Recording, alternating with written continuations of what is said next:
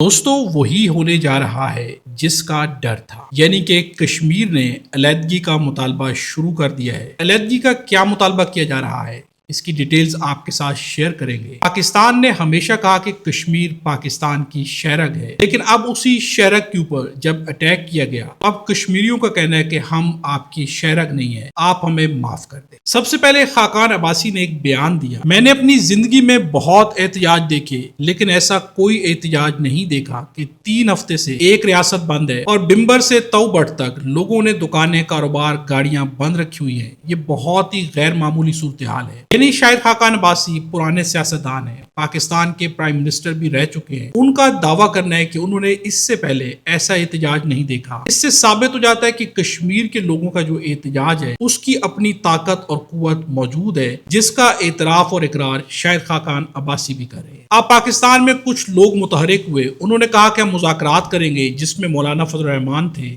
اور ان کے ساتھ ساتھ جماعت اسلامی کے حافظ نعیم الرحمان تھے۔ ان دونوں نے پریس کانفرنس کی۔ ان کا کہنا ہے کہ کشمیر کہیں نہ کہیں پر بات کرنے کے لیے تیار ہے۔ حکومت پاکستان کے سامنے ہم نے ان کے مطالبات رکھے ہیں، اب بھی وہاں سے جواب نہیں آیا، انہوں نے بھی پریس کانفرنس کی۔ اب دوستو یہاں پر سب سے امپورٹنٹ چیز یہ ہے کہ ایک جانب حکومت پاکستان مذاکرات کی باتیں کر رہی ہے، لوگوں کو کہا جا رہا ہے کہ مذاکرات کی بات چلائیں، تو دوسری جانب کچھ ایسی بھی کلپس سامنے آ رہے ہیں کہ ابھی تک لوگوں پر پریشر ڈالا جا رہا ہے کہ عوامی ایکشن کمیٹی سے لا تعلقی کا اظہار کریں۔ گلگت بلتستان کے لوگ سامنے آتے ہیں اور وہ عوامی ایکشن کمیٹی سے لا تعلقی کا اظہار کرتے ہیں۔ اب ایک جانب مذاکرات کی بات ہو رہی ہے، دوسری جانب پریشر ڈالا جا رہا ہے۔ جب حکومت واضح طور پر ایک موقف نہیں رکھتی، یہیں پر کشمیریوں کے اندر نفرت پیدا ہوتی ہے۔ اب بی بی سی کے ایکس رپورٹر ہیں سکلین امام، ان کا کہنا ہے کہ کشمیر کے حالات بہت ہی برے ہیں، کشمیر کے حالات بہت ہی زیادہ سنگین ہو گئے ہیں۔ ان کا کیا کہنا ہے، آپ کو مختصر سی گفتگو سناتے ہیں۔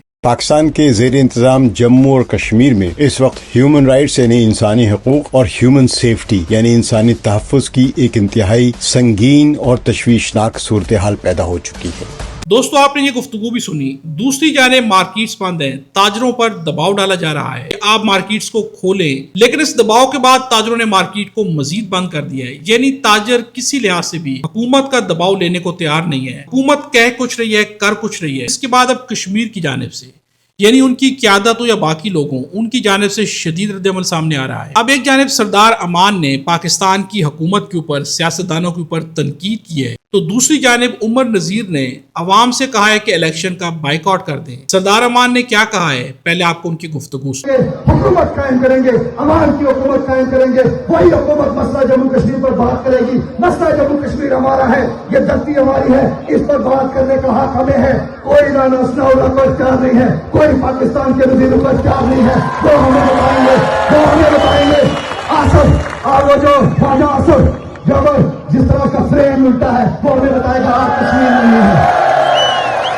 وہ جنگا فریم ہو سکی تفصیل کہ فلانا علاقہ کشمیری جیسے نا، تم اپنی اوقات میں رہو، اوقات سے باہر نہ نکلو۔ پنجاب میں جب وہاں پہ سیالکوٹ میں لوگوں کو روٹی دو، روٹی سیالکوٹ میں لوگوں کو انصاف دو، وہاں لوگوں کو پینے کا پانی دو، وہاں لوگوں کی عدالتوں سے جان چھڑو، وہاں لوگوں کی وڈیروں سے، سرداروں سے، بدماشوں سے جان چھڑو۔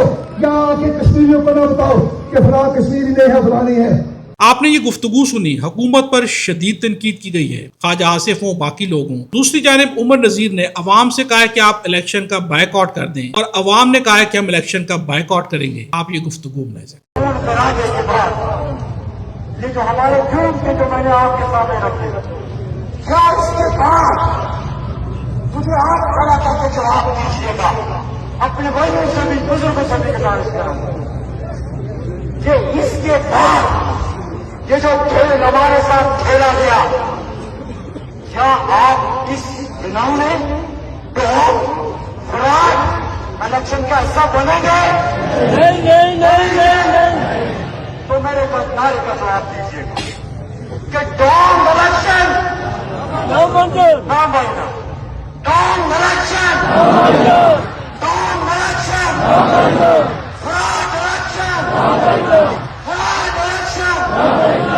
دوستو اب آپ اس بات سے اندازہ لگا سکتے ہیں کہ اس وقت کشمیر کی عوام کے جذبات کیا ہیں. وہ پاکستان کی حکومت ہو، طاقتور ہو، ان سے اب نفرت کرنے لگے ہیں بلکہ علیحدگی کا مطالبہ بھی کیا جا رہا ہے. اوورسیز کشمیری ہے جس کی گفتگو آپ کے سامنے رکھتے ہیں. اس کی گفتگو شدید ہے. اس کا کہنا ہے کہ پاکستان نے کہا کہ ہم ان کی شہرگ ہیں لیکن ہم ان سے معافی مانگتے ہیں، ہم آپ کی شہرگ نہیں ہیں. اس کے علاوہ انہوں نے کیا گفتگو کی ہے، آپ یہ گفتگو ملاحظہ کریں. کہ معافیوں کا سیزن چل رہا ہے. میں مختصراً اس پہ ضرور بات کرنا چاہوں گا. بھائی ہم تم سے معافی مانگتے ہیں. ہم پاکستان کی ریاست سے، پاکستان کی حکومت سے، پاکستان کے جو کارساز ہیں، کرتا دھرتا ہے، جنرل ہیں، ان سے معافی مانگتے ہیں اس بات سے کہ بھائی ہم تمہاری شارک نہیں ہیں، ہمیں معاف کر دو. ہم تم سے معافی مانگتے ہیں کشمیریوں کو آٹا، چینی، چاول، دانے دینے کے تانے دینے بند کر دو. ہم نے کبھی تم سے بغیر پیسوں کے کبھی آٹا، چینی، چاول، دال نہیں لیا. ہم تم سے معافی مانگتے ہیں کہ تم ہماری فوجیں ہمارے تحفظ کے لیے، جو ہمارے تحفظ کے لیے جموں کشمیر کے اندر جو پاکستان کی فوجیں آئی ہیں، جو تمہارا میڈیا کہتا ہے، جو تمہاری ریاست کہتی ہے، جو تمہارے حکمران کہتے ہیں کہ ہم اگر کشمیر کے پہاڑوں پہ نہ ہوں، ہم کشمیر کے پہاڑوں میں نہ ہوں تو انڈیا کل آ کے کشمیر پہ قبضہ کر لے گا. ہم تم سے معافی مانگتے ہیں. تم اپنی فوجیں آج ہی واپس لے جاؤ. تم اپنی ریاست کے تمام جو یہاں پہ ہمارا انفراسٹرکچر ہے واپس لے جاؤ. تم نہیں چاہیے ہمارے پاس. اگر ہم تمہارے سے مقابلہ کر سکتے ہیں، ہم پچھلے 78 سال میں ہندوستان کی فوج، ہندوستان کے جبر، ہندوستان کے ظلم کا مقابلہ کرتے آئے ہیں، تو ہم آنے والے وقت میں بھی ہندوستان کا مقابلہ کر لیں گے. اگر تم ہمارے اوپر کوئی احسان کر رہے ہو تو معاف کر دو، ہمیں معاف کر دو. ہمیں تمہارا کوئی احسان نہیں چاہیے.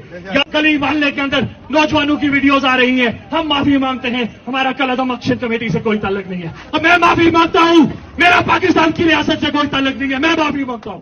آپ نے اس اوورسیز کشمیری کی گفتگو سنی. واضح طور پر یہاں پر کیا مطالبہ کیا جا رہا ہے کہ ہمیں پاکستان کی ضرورت نہیں، پاکستان کی افواج کی ضرورت نہیں.